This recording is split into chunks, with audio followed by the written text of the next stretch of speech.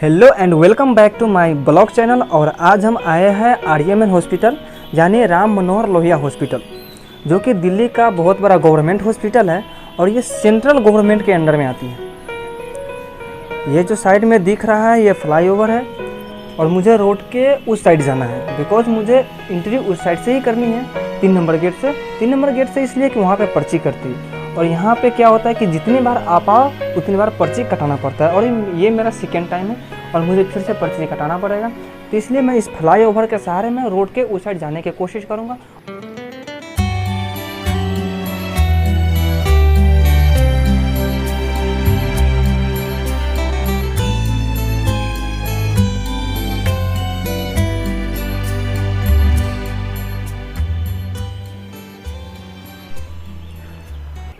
तो अभी मैं पुल पे आ चुका हूँ और आज का वेदर कुछ क्लीन दिख रहा है as compare to normal days in Delhi specially, because कुछ देर पहले बारिश हुई थी और अभी भी होने की संभावना है।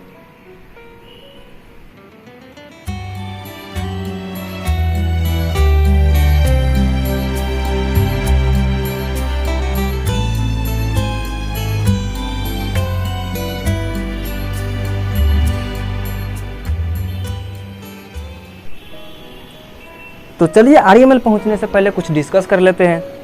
आर्यमन यानी राम मनोहर लोहिया हॉस्पिटल ये 1932 में इस्टेब्लिश किया गया था ब्रिटिश राज के द्वारा, और वो भी not for public service, for their own government staff only. आज़ादी के बाद in 1954 the control of the hospital was transferred to central government यानी ministry of health and family welfare, और 1917 में इसको दोबारा से रीनेम किया गया। विलिंगडन हॉस्पिटल से डॉक्टर राम मनोहर लोहिया हॉस्पिटल नाम दे दी गई, जो कि एक सोशलिस्ट लीडर हुआ करते थे।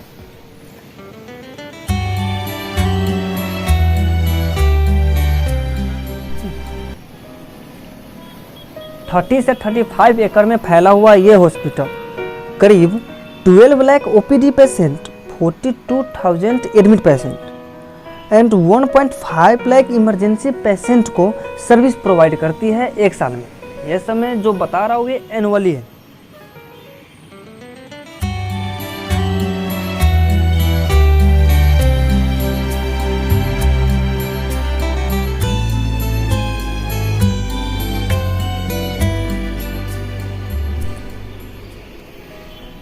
ये गेट नंबर 1 है, आगे 2, 3, 4 सारे गेट नंबर है। आप यहाँ से भी एंट्री कर सकते हो, आपकी मर्जी, आप जहाँ से भी जा सकते हो। बट मैं 2 नंबर गेट से एंट्री करूँगा क्योंकि मेरे डॉक्टर वहाँ पे बैठते हैं और मुझे वहाँ पे गार्ड से पूछना पड़ेगा कि दोबारा से पर्ची कटाना पड़ेगा या उसी पर्ची से काम चल जाएगा।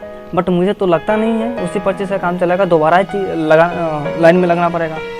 चलिए देखते हैं क्या होता है आगे। करीब 1400 to 1500 बेड्स हैं हॉस्पिटल के अंदर और करीब 10,000 CT scan, 2,000 MRI scans, 2 lakh xray, 28 lakh laboratory tests, 25,000 ultrasound scans and करीब 9,000 major and 40,000 minor operations per year होती है। Then you can imagine from the data that I have given to you how much bigger the hospital is.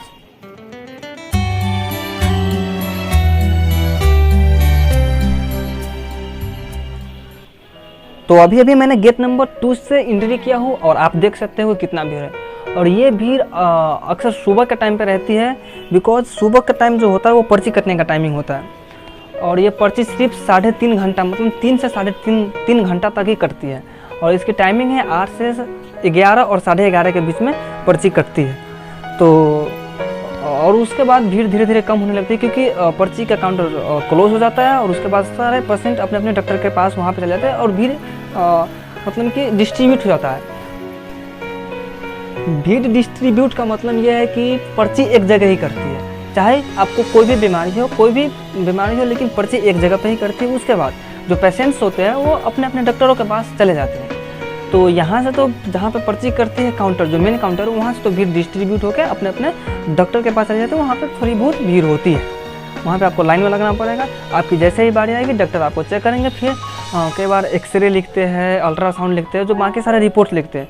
यहाँ पे जो x ray होता है वो free में होता है, मैं पहले बात ये बता दूँ आपको।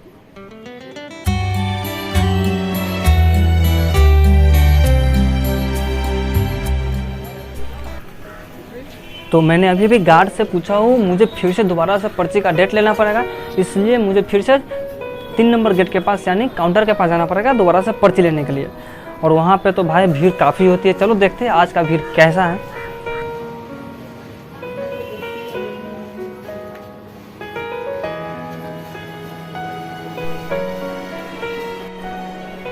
ओ गॉड, इतनी भीड़! अब तो मुझे पक्का लाइन में लगना पड़ेगा और 1 से 1.5 घंटा मुझे वेट करना पड़ेगा पर्ची कटाने के लिए। पता नहीं नंबर भी आएगा कि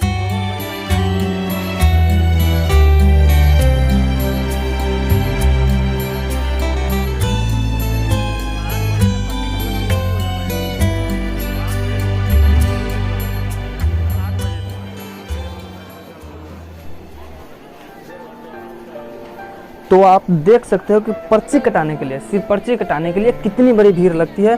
और मैं करीब अभी 100 आदमी से पीछे हूँ। देख सकते हो आप, पहले जो पिलर दिख रहा है वहाँ से लाइन स्टार्ट होती है और मैं अभी कितना पीछे हूँ। तो आप इसे इमेजिन कर सकते हो कि सिर्फ पर्ची कटाने के लिए सुबह के टाइम पे ही भीड़ लगती है।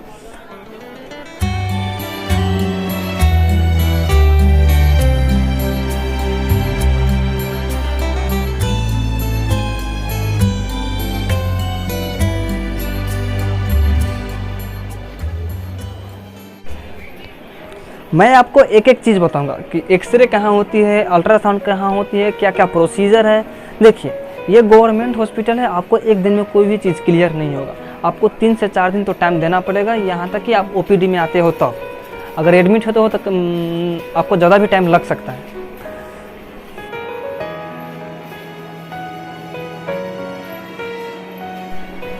यहाँ पे क्या होगा कि पहले दिन आपको डॉक्टर चेक करेंगे।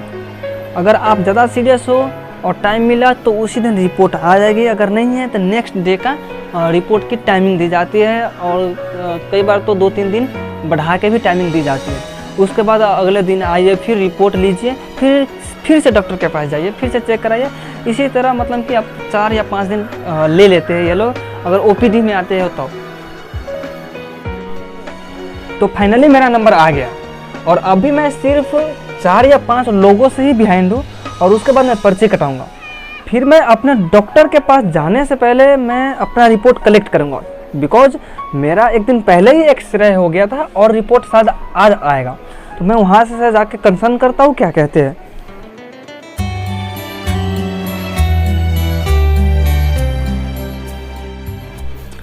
तो गाइज मैंने अपना रिपोर्ट भी कलेक्ट कर लिया है और डॉक्टर से भी दिखा लिया है। कुछ नहीं था, थोड़ा बहुत बेसिक हेडेक सा था, तो उन्होंने मेडिसिन दी है, ठीक हो जाएगा। देन आई थॉट घर जाने से पहले क्यों ना आप लोगों को कुछ और इन्फॉर्मेशन दे दी जाए हॉस्पिटल के बारे में। तो चलिए आपको कुछ डिपार्टमेंट से परिचित करवाते हैं। ये जो राइट साइड में आपको डिपार्टमेंट्स दिख रही है, यहाँ पे एक्सरे और अल्ट्रासाउंड की जाती है।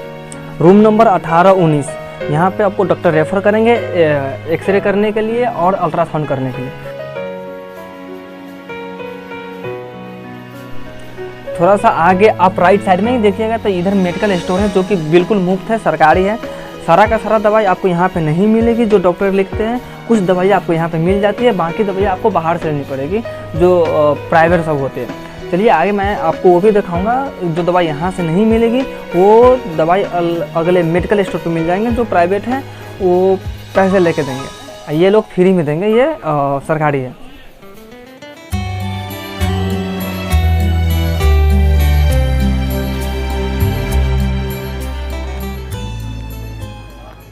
और आगे भी होती है और भी दूसरी बिल्डिंग में भी एक्सरे होती है, जहाँ पे मेरे को हुआ था रूम नंबर 24 में।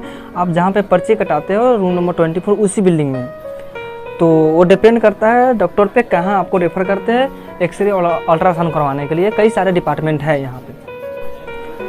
जैसे कि मैंने आपको पहले ही बोला था कि सारे मेडिसिन आपको सरकारी मेडिकल नहीं प्रोवाइड करती है, कई मेडिसिन आपको बाहर से भी लेना पड़ता है। तो ये है अमृत मेडिकल, जो हॉस्पिटल के अंदर ही है और प्राइवेट से मेडिसिन सेल करती है। तो आप यहाँ से बाकी का जो रिमेनिंग मेडिसिन है बाई कर सकते हैं।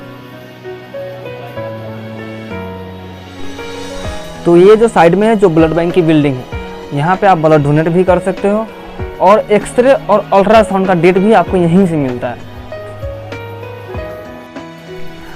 तो यार इसी तरह का इन्फॉर्मेटिव ब्लॉग देखना चाहते हो तो चैनल सब्सक्राइब कर दो और घंटा भी दबा ही दो। तो चलो यार भूख लगी है, कुछ खा पी लेते हैं, उसके बाद आगे की शूटिंग जारी रहेगी।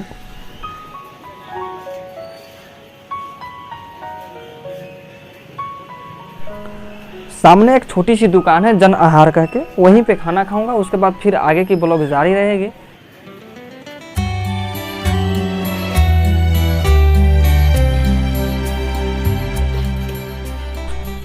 तो अभी अभी मैंने खाना खाया हूँ, 30 रुपये का एक प्लेट दिया था। तो चलो यार आपको हॉस्पिटल का कुछ साइड व्यू दिखाता हूँ।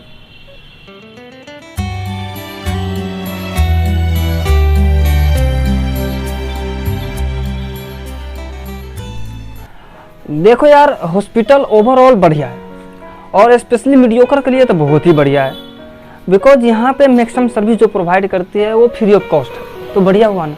बस बात यही है कि आपको थोड़ा परेशानी ज़्यादा है, भागा दौड़ी है, इधर से उधर करना पड़ता है। यार सरकारी है इतना तो हो ही जाता है। तो शायद मैं यही कहूँगा गवर्नमेंट से भी, government should more focus on this type of hospital to improve their systems. And doctors को क्या कहना है, वे लोग तो वेल क्वालिफाइड होते हैं। और रही बात तो थोड़ा इधर उधर की, तो वहीं थोड़ा सिस्टम और सर्विस मैनेजमेंट की ज़रूरी है।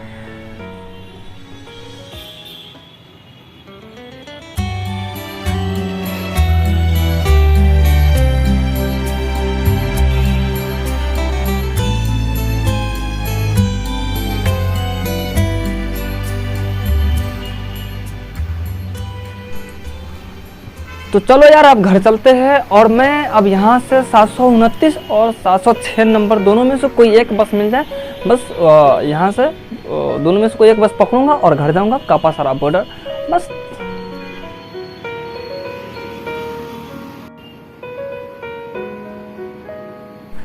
एंड लास्टली मैं यही कहूँगा कि thank you for watching my videos and keep on supporting me.